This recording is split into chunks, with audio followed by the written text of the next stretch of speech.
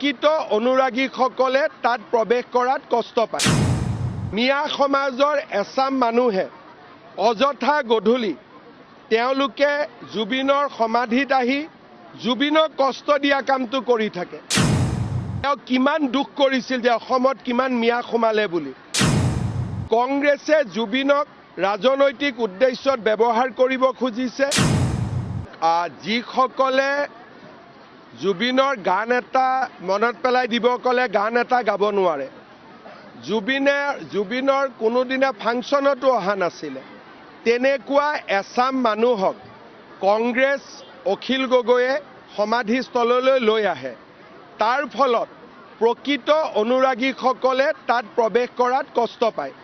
আজি বিশেষকৈ মিয়া সমাজৰ এচাম মানুহে অযথা গধূলি তেওঁলোকে জুবিনৰ সমাধিত আহি জুবিনক কষ্ট দিয়া কামটো কৰি থাকে। কাৰণ জুবিনৰ যদি হুৰ হুৰ হুৰাই দিয়ে গানটো মনত পেলাই বা জুবিনৰ যদি ইণ্টাৰভিউটো আপোনালোকে দেখিব তেওঁ কিমান দুখ কৰিছিল যে অসমত কিমান মিয়া সোমালে বুলি।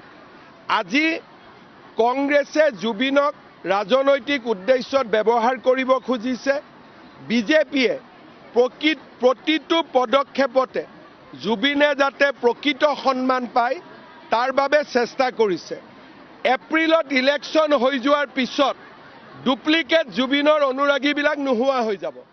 এই যিটো কাম চলি আছে অকল ইলেকশ্যনৰ কাৰণে, যিদিনাখনে ইলেকশ্যন শেষ হ'ব ডুপ্লিকেট অনুৰাগীবিলাক নোহোৱা হ'ব আৰু প্ৰকৃত অনুৰাগীবিলাক সদায়ৰ কাৰণে থাকি যাব। যেনেকৈ ভূপেন হাজৰিকাৰ লগত আছে, জ্যোতিপ্ৰসাদ বিষ্ণু ৰাভাৰ লগত আছে, তেনেকৈ জুবিন গাৰ্গৰ লগতো থাকি যাব। ইলেকশ্যনলৈকে ডুপ্লিকেটবিলাক থাকিবই। আপুনি ৰখাব গ'লে আৰু তেওঁলোকে বেছিকৈ জুবিনৰ সমৰ্থক হৈ পৰে। যদি আপোনালোকে তেওঁক সোধে জুবিনৰ গান এটা গাচোন, নাম এটা কচোন, একো ক'ব নোৱাৰে।